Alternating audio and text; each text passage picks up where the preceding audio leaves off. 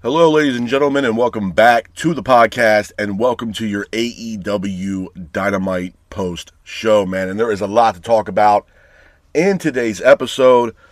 We have the Owen Hart Cup Tournament brackets revealed for both the men and the women. We also have a Kevin Knight TNT Open Challenge match as well. We also have Will Ospreay in action as well. We also see Triangle of Madness in action in a 6-women tag team matchup. And we also have AEW World Champion Darby Allin also in action defending the AEW World title against Takeshita. We'll talk about that in today's episode, man. But let's start off the night. We see MJF walking through the crowd, or not walking through the crowd, walking through the backstage area. And he's trying to get interviewed by Renee, but he kind of walks past Renee. Renee was asking him about the matchup with Darby Allin, possibly a Double or Nothing, where MJF would have to put his hair on the line. So MJF kind of walks away from Renee. He's walking through the backstage area, the parking lot area backstage, and he's noticing that everybody he's walking past are all bald. He even bumps into Tommaso Ciampa. He even bumps into Ricochet, and Ricochet kind of mocks MJF. So it was kind of like a Twilight Zone situation for MJF, pretty much leading up to a possible matchup here between MJF and Darby Allin at Double or Nothing, where it's title versus hair. So I thought that was an interesting way to start AEW Dynamite last night. But let's get into the action, man. We have our first official match of the night. It is Tommaso Ciampa teaming up with the Dogs and FTR to take on Orange Cassidy, the Young Bucks, and Copeland and Cage. Now, I thought this was a good matchup. It's a back-and-forth matchup between both teams with an all-out brawl happening in the middle of the ring. Ciampa, the Dogs, and FTR were keeping the pace of the match, but Matt Jackson hits multiple Northern Light suplexes in the middle of the ring. Cage then hits a low blow on Wheeler with the referee being distracted. Copeland then hits an impaler in the middle of the ring for a near fall. FTR then hit a shatter machine on Copeland for a near fall as well in the middle of the ring, but Cage hits a kill switch in the middle of the ring. Clark Connors goes for a spear on Copeland, but missed and hit Dax Hardwood. Orange Cassidy hits an orange punch in the middle of the ring, followed by Copeland hitting a spear in the middle of the ring, pins for the 3, and your winners of the match are Orange Cassidy, the Young Bucks, Copeland, and Christian Cage. Moving on from that, we have Mike Bailey taking on a jobber. This was a glorified squash match with Mike Bailey keeping the pace of the match. Bailey hits a devastating spin kick, followed by Bailey hitting a moonsault knee drop off the top rope, pins for the 3, and your winner of the match is Speedball Mike Bailey. Hats off to Mike Bailey for getting the win in this matchup. Moving on from that, we have Kevin Knight in the ring. This is the Kevin Knight Open Challenge for the TNT title.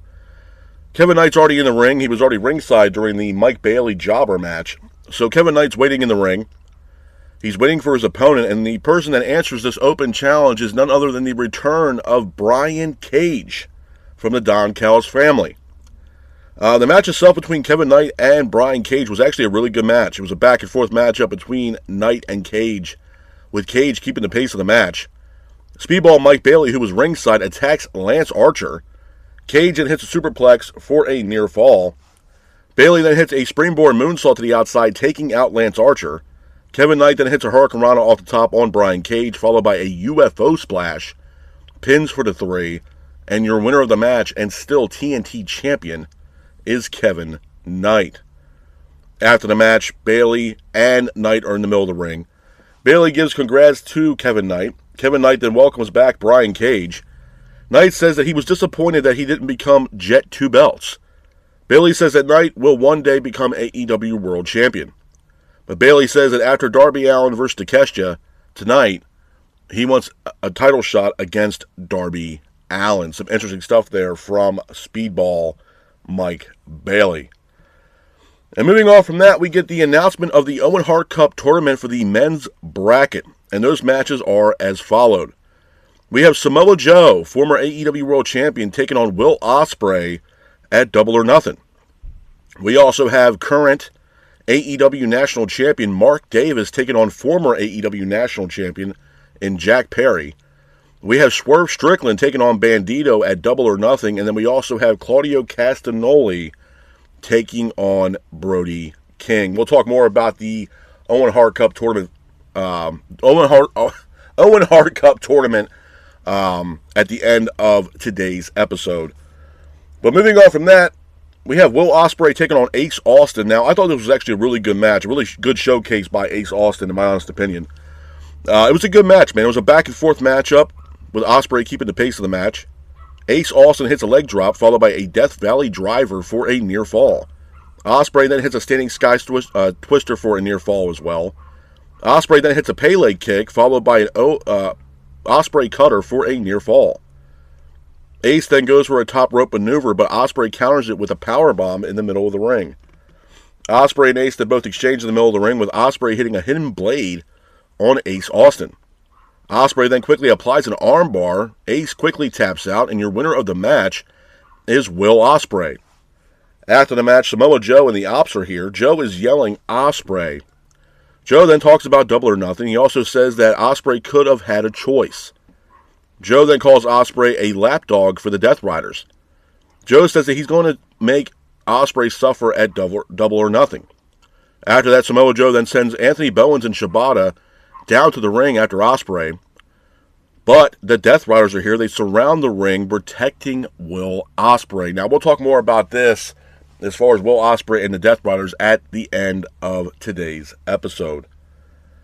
Moving on from that, we get the announcement of the Owen Hart women's bracket, and those matches are as followed. We have Persephone taking on Hazuki. We have Willow Nightingale taking on Alex Windsor. That matchup will take place at Double or Nothing. We have Mina Shirakawa taking on Ring of Honor's Athena. And to round out the tournament, we have Sky Blue taking on Suri. Again, we'll talk more about the Owen Hart Cup Tournament at the end of today's episode.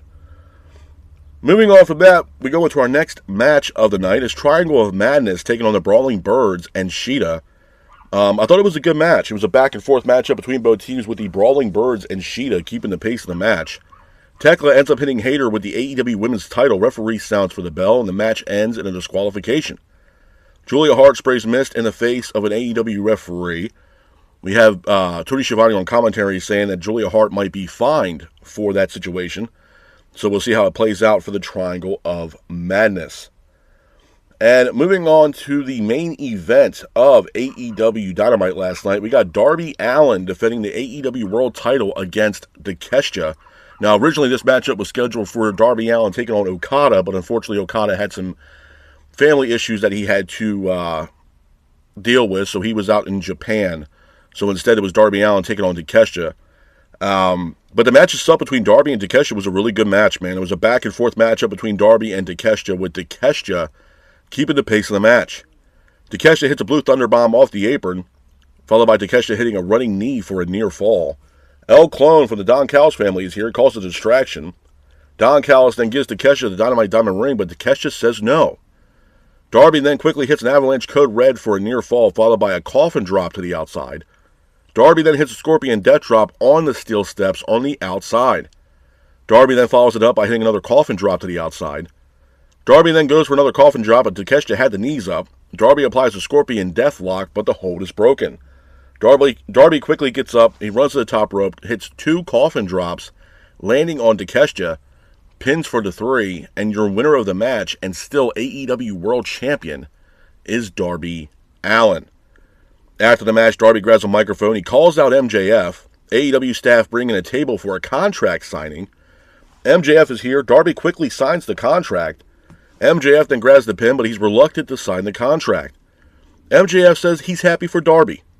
He says that there's a small part of him that appreciates Darby, but he also knows that Darby will never be AEW World Champion again.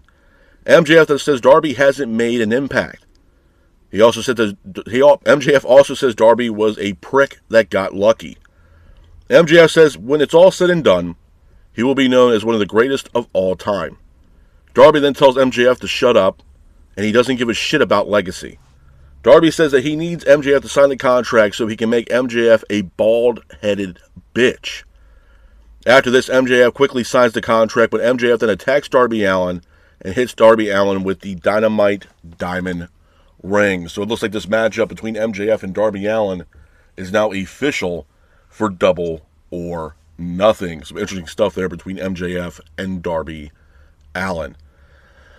A couple of things I want to talk about with you guys, man, as far as AEW Dynamite is concerned before I get the hell up out of here. So I want to talk about the elephant in the room, obviously. We have the Owen Hart Cup Tournament brackets revealed for both the men and the women. So a couple of the names I was actually shocked with as far as not being involved in this tournament. Now, this tournament should crown basically a new number one contender for the AEW World title and the AEW Women's Championship. So, to me, in this tournament, you had the likes of Swerve and Bandito, which, again, that matchup's going to be incredible at Double or Nothing. You have Claudio and Brody King. You have, I had to go back through the list here. I know those two matches. You also, I believe, we have Samoa Joe and Will Ospreay, which, again, will be a hell of a match. And we also have Mark Davis taking on Jack Perry. Again, these are some incredible matches. My issue with the men's tournament for the Owen Hart Cup is that I feel like we're missing some names in this tournament. We're missing the likes of Kenny Omega, and we're missing the likes of Andrade. Both these guys have been clamoring for an opportunity at the AEW World title. I mean, Kenny Omega just recently was going after the AEW World title, had that sit-down backstage with Will Ospreay, and Ospreay was trying to hype up Kenny Omega and saying, hey, man, you can still go after the world title. You can still be the guy. And now Omega's coming back to be a part of this Stadium Stampede bullshit with Chris Jericho. So I don't understand why Kenny Omega is not a part of this Owen, to be honest with you. And like I said with Andrade has been telling Don Callis for the longest time, hey, when is it going to be my opportunity for an AEW World title shot? It would be the Owen Hart Cup Tournament. So I'm not understanding how these guys were taking out of the tournament. And seemingly, I mean, you got two guys that I literally just talked about with Andrade and Kenny Omega that are not in the Owen Hart Cup Tournament, but instead these guys are now in the Double or Nothing match for the Stadium Stampede taking place in Queens, New York. I think it's kind of laughable considering the fact that these guys are trying to do whatever they can to get an opportunity at the AEW World Championship, and then you don't even consider putting these guys in the Owen Hart Cup Tournament. You know what I mean? And then you have Claudio and Brody King. Now, I told you guys before, I have been crucial when it comes to Brody King, because the reason why that is because Brody King has been this guy that, number one, has been going through Tony Khan, asking for opportunities and not earning it. Now, if Brody King were to win the Owen, to me, then he would earn it, because the guy won the Owen Hart Cup Tournament. Do I believe Brody King is going to win this tournament? No, I don't. This men's Owen Hart Cup Tournament bracket, to me, is more predictable than the women's. I could see Will Ospreay winning the Owen and going on to face possibly MJF at All In. And Will Ospreay becomes the new AEW World Champion. It's just tailor-made for Will Ospreay.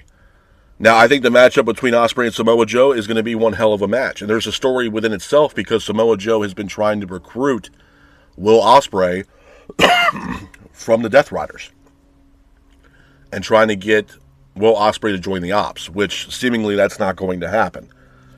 So there's a storyline in itself.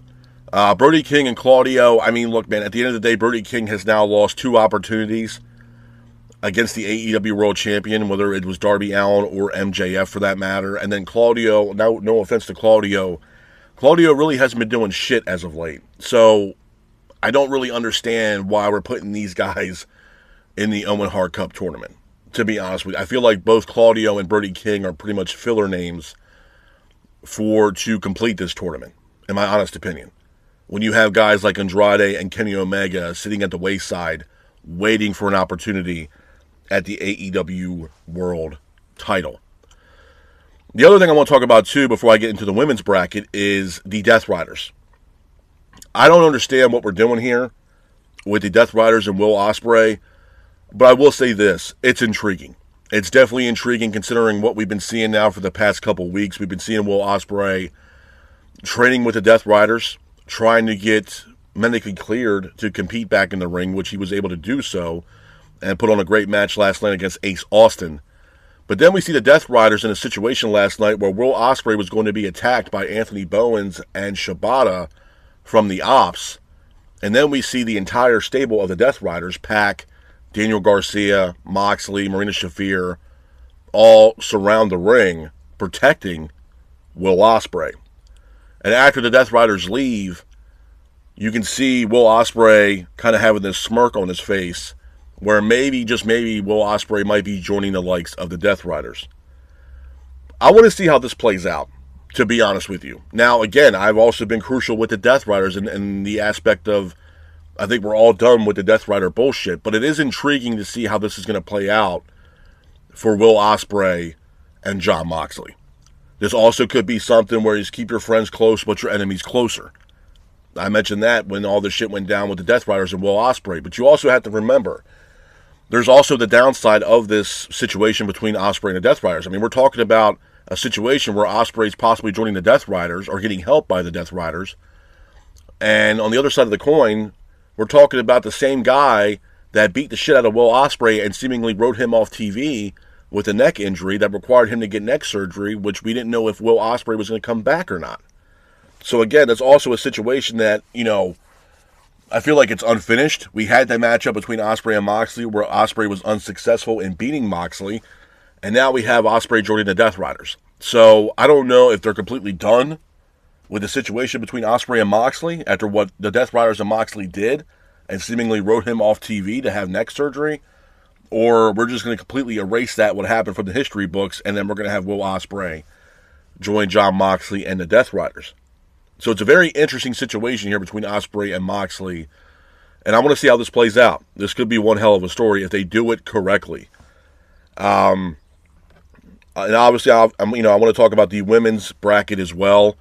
This one, the women's bracket, honestly, for the Owen is honestly the one that's mostly unpredictable. And the reason why that is because you got two names in this tournament for the women that are not even AEW employees.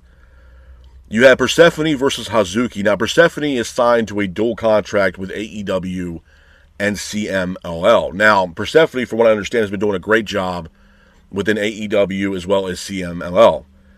The person that I don't know anything about in this matchup is Hazuki. I don't know what promotion Hazuki is wrestling with. I'm assuming it's Stardom. But she's in a matchup against Persephone in the Owen Hart Cup Women's Tournament.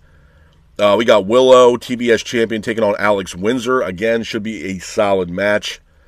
Mina Shirakawa and Athena, again, should be a hell of a match. But then we have Sky Blue taking on Sarai, which, again, is another individual that is not a contracted superstar with the confines of AEW. So I think even Excalibur said that Sarai was working on the indies over in Japan. So you have two names in the women's tournament bracket that are not even employees with AEW.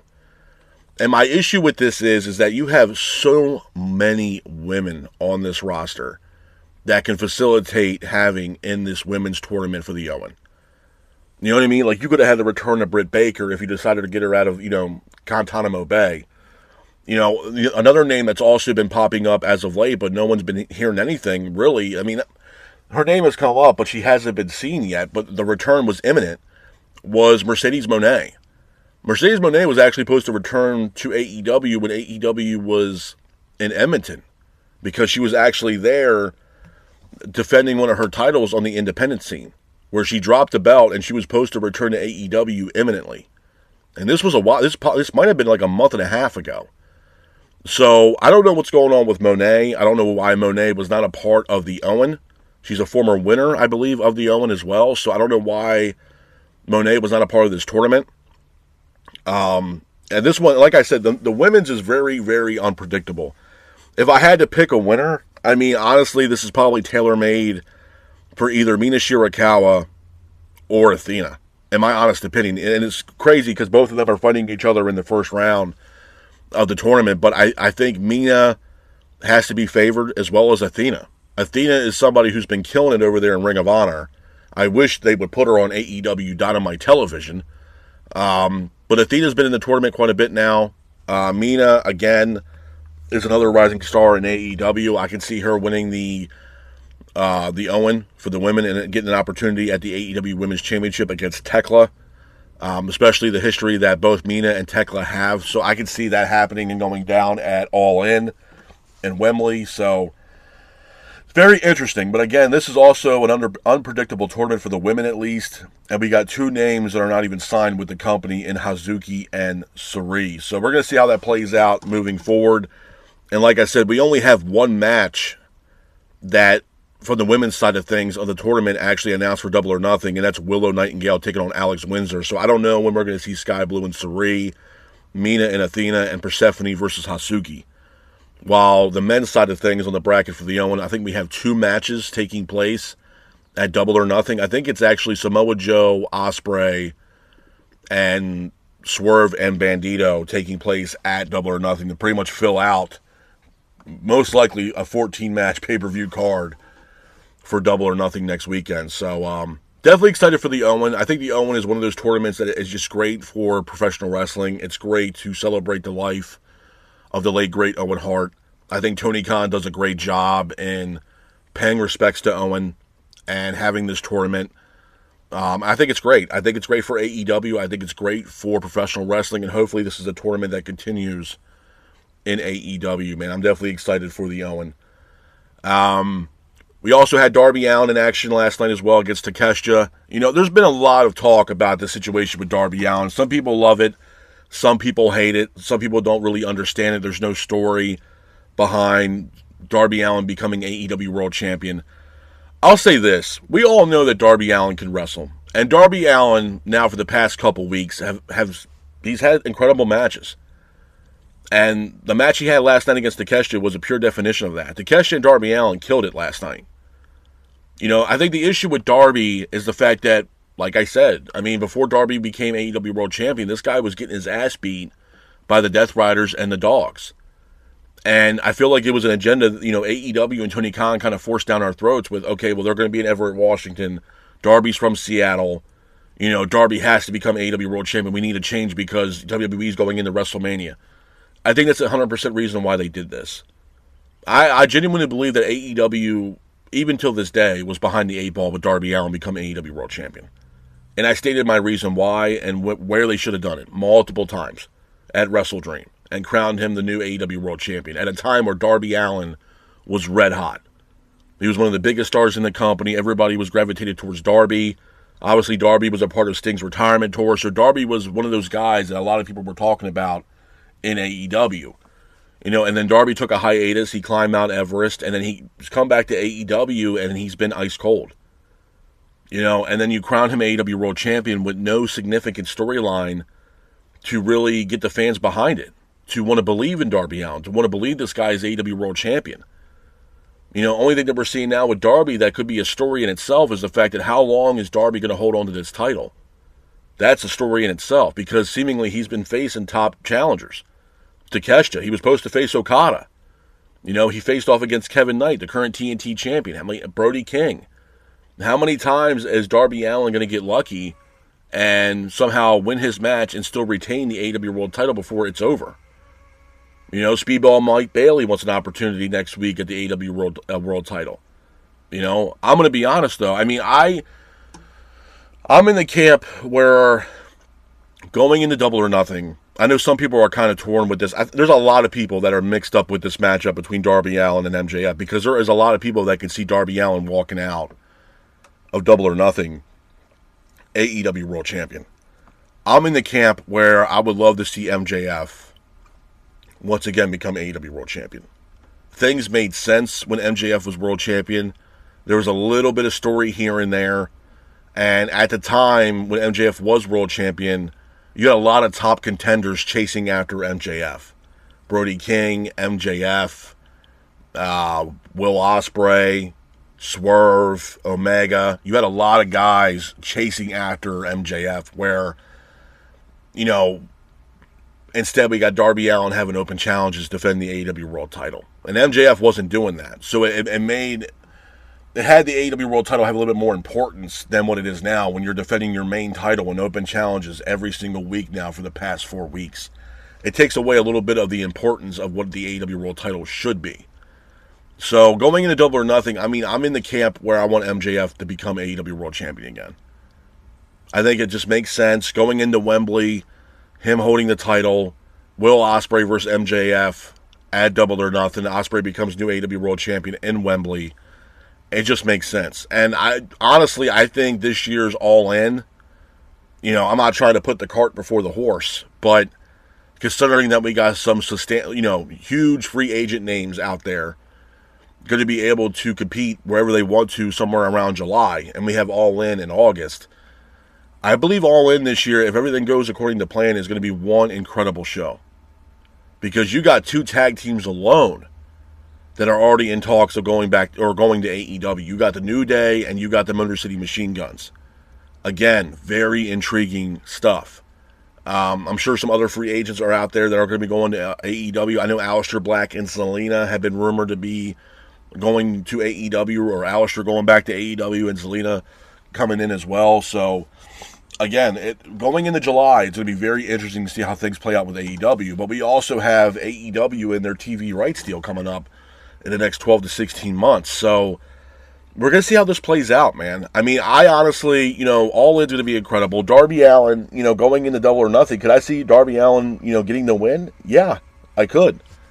But my issue with Darby Allin, beating MJF at Double or Nothing is where do we go? Where do we go from there to, from here to after Double or Nothing?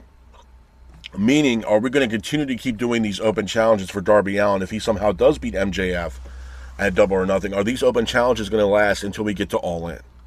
And if that's the case, I feel like that's going to be a huge fucking problem for AEW moving forward. Honestly. Because you're going to go through half the fucking roster doing open challenges defending the AEW World title when there's no story, there's no importance, and honestly, there really is no give a damn, to be honest with you.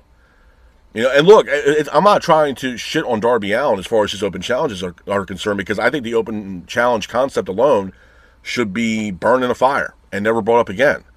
You got Obafemi over on Monday Night Raw, one of your biggest stars, a main event attraction for WWE, a guy who just beat the Beast Brock Lesnar and seemingly retired Brock Lesnar at WrestleMania, one of the most highly anticipated WrestleMania matches of all time. And now you got this guy having an open challenge every week where he's facing off against Otis from the Alpha Academy, and then having his following week for an open challenge where no one wanted to step up to the plate, and he ends up running, Oba goes to the back and ends up fighting Los Garza and beats the shit out of Los Garza, leaving them in the puddle of their own piss. And we're talking about a guy that just retired Brock Lesnar. So the open challenge concept does not work. Now, we had the TNT Open Challenge with Kevin Knight defending the TNT title. Did I hate it? No, because they actually, in my mind, they did it correctly. They had the open challenge, and the person that answered that open challenge was a returning of an AEW superstar who's been on the shelf with injury in Brian Cage. And by the way, Brian Cage looks like a beast, bro. I don't know what the hell he was doing while he was injured. It's phenomenal. He looks like he hasn't lost a step. So Brian Cage comes in, he answers the open challenge, he puts on a great match against Kevin Knight, and now he returns to AEW. If you're going to do an open challenge, that's the way to do it.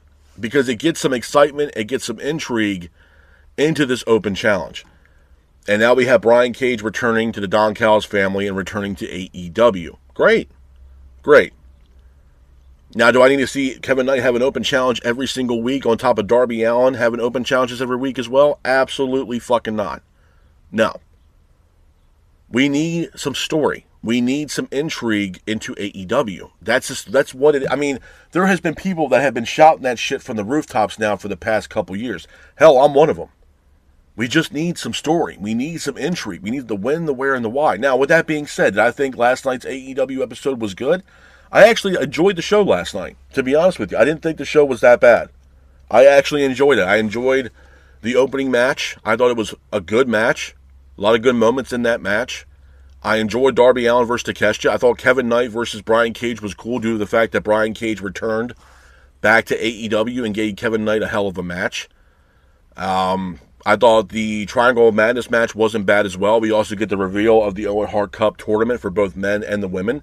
And we also see Will Ospreay in action against Ace Austin, which again I thought was a great matchup between Will Ospreay and Ace Austin. And it was a great showcase match, in my honest opinion, for Ace Austin. It was a hell of a match. So yeah, I mean, last night's episode of Dynamite was not that bad. I thought it was a decent show last night. But we had to continue that and build some story, build some intrigue. That's all we're asking for, man. It's not... It's not rocket science. It's not, and it's not hard to comprehend. We just want a little bit of story. The when, the where, and the why. If AEW can do that, then there should be no issues with AEW moving forward, to be honest with you. And I'm not the only one that's been saying it. I mean, a lot of people have been saying that same thing for the longest time. We just want story. We just want intrigue. That's all we want. I know some people are saying that, there's story within Darby Allin. What? The fact that he's facing adversity and these open challenges? Well, he's the one that scheduled these open challenges and facing this adversity and these highs and lows and these up and downs because he's the one that wanted to have these open challenges. So how much of a story is that? He's the one that wanted the open challenges. Well, just to see that he can last against top superstars? And that he's able to go through, I guess, quote unquote, the grind and the struggles of being AEW World Champion? That, to me, that's not much of a story. We know the guy can wrestle. We know that he will put his body through whatever the hell he wants. So when it comes down to Darby Allin struggling, I mean, the fact of the matter is that Darby Allin's the kind of guy that puts his body through crazy shit in every single match that he is in. So it's hard to say, well, man, he's really struggling over here, because the guy literally puts his body through hell in his matches. So it's kind of hard to really dictate if the guy's struggling or not, considering what he puts his body through on a daily basis in these wrestling matches, number one. Number two, it would be nice to have some story. It would be nice to actually have a number one contender versus the AEW World Champion. Bottom line. And when we get to Double or Nothing, we got MJF versus Darby Allin, hair versus title. I'm in the boat with MJF, man. I want MJF to become AEW World Champion because when he was champion, shit made sense. The shit with Darby doesn't make sense. And to be honest with you, if Darby does somehow beat MJF, then I think a lot of people are going to be upset with it because, okay, well, he beat MJF, and now we're going to continue to do these open challenges until Darby drops the title. It's lackadaisical and lazy-ass booking, man. You know what I mean? It's just Tony Khan and the powers that be being lazier than all hell actually booking this show. Like, where's creative at? Where is the storyline? Where is the intrigue? And why should I be excited and entertained and value Darby Allin being AEW World Champion when seemingly you can't write this guy a story? All you want to do is put on open challenges for people week in and week out where he's defending the title. I understand that being a champion that's defending the title. I get it. A fighting champion. But can we get some fucking story? That's all I'm asking for, man. And people are calling their shots. I mean, Speedball Mike Bailey called his shot last night. Well, whoever wins between Darby Allin and Takeshita, I'm what next? Not for nothing, bro, but what have you been doing as of late to really get you an opportunity at the AEW World title? No offense. It's not like we were seeing Speedball Mike Bailey on television every single week. Hell, we're seeing Mark Davis more than pretty much almost anybody. Hell, Mark Davis is now the AEW National Champion. They're pushing this guy to the moon. Hence the reason why he's in the Owen. I mean, come on. It's just, I don't know, man. I feel like AEW just at times, they're just behind the eight ball on a lot of stuff. And I feel like the biggest one is telling a story. It's telling a story. And yeah, there's still names that are out there that are still out. I mean, one of the biggest ones right now was Adam Page. What is he going to do when he comes back? He can't challenge for the AEW World title again. Adam Cole's out with injury. Keith Lee's still out with injury. Wardlow's out. We don't know what's going on with Camille. She was here for 2 weeks, and then she's gone like a fart in the wind. So I don't know what's going on with Camille.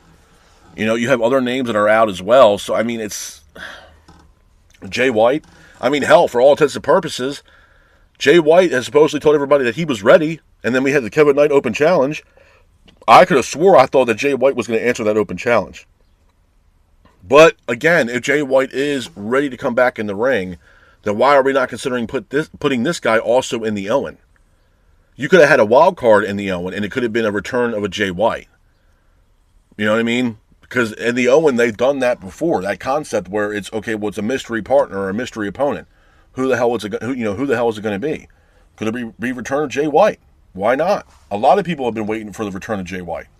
Because now you got, the Gun Club, Bullet Club Gold, pretty much almost fully restored. You got Juice Robinson, you got Ace Austin, you got Colton and Austin Gunn. We're just waiting for the return of Jay White.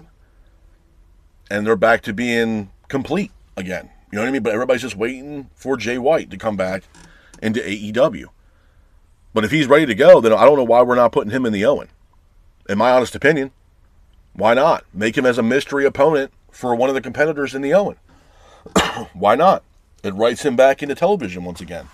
Not that AEW gives a shit about story, but, I mean, again, it's a great way to write him back into AEW as being a mystery opponent for one of the opponents in the men's bracket for the Owen. It just makes logical sense. If he is ready to compete and he is medically cleared, why the hell not? Why not? You know, I said the same thing about Kenny Omega and Andrade. You have two guys seemingly clamoring for an opportunity at the AEW World title. I mean, you see Andrade, hell, even last night, tell Don Callis, hey, when is it going to be my time? When is it my turn for the AEW World title? I mean, this guy has been waiting for weeks for an opportunity at the AEW World title. And then we get the announcement of the Owen last night, and neither Andrade or Kenny Omega are named in the men's bracket for the Owen. Why? They said you got Claudio and Brody King. Mark Davis versus Jack Perry. Why? Why? I mean, it's just, come on, man. Like, it's just, it's common sense booking. Okay, these guys want an opportunity at the title. Let's put them in the Owen and see if they can win the Owen and become basically the new number one contender for the AEW World title, where they'll challenge the AEW World Champion most likely at Wembley. And like I said, for the men's side of things, for the Owen, I mean, it's very predictable that Will Ospreay is going to win the Owen and go into Wembley to face off against the AEW World Champion. I mean, it's very, very predictable. Call me crazy, but it is. I mean, the women, it's very unpredictable. In the women's side of things for the Owen, yeah, it's very unpredictable. I said either Mina Shirakawa or Athena. But you also have two names in the women's bracket for the Owen that are not even employed with the company. Hazuki and Sarii. They're not employed with AEW. So I don't know where the hell they came from. I don't know if they're working for Stardom or... I don't know. I mean, I think Excalibur said that Sarii was on the indies over in Japan. So you have two individuals in the women's bracket that are not even employed with the company that could win the Owen. So to me, I don't know. I just feel like it's... With the roster being as bloated as it is, do we really need names in this tournament that are not even employed with this company? Again, they could have done a mystery partner or a mystery opponent angle as well and brought back Monet. They could have brought back Britt Baker. I mean, have some fun with it. You know what I mean? Have some fun with it. Why not? Thunder Rosa, you know, I don't know what's going on with Toni Storm, but Toni Storm could have returned for the Owen. I don't know. You know what I mean? Like, make it interesting. Make it fun. Make it intriguing. I just feel like Tony Khan and AEW just forgot how to have fun anymore, man. To be honest with you. And what you see is what you get. And like I said, last night was not a bad show. It wasn't. But I just think with the Owen, it's very predictable for the men's side of things. And the women's, it's all over the place, to be honest with you.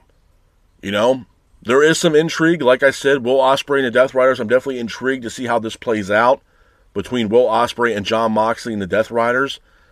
And then we have Darby Allin versus MJF going into Double or Nothing, where it's hair versus title. So we're going to see how that plays out as well between MJF and Darby Allin. But with that being said, though, this is my review of AEW's Dynamite. I hope you guys are out there staying safe. Be careful, and remember, stay classic. Peace.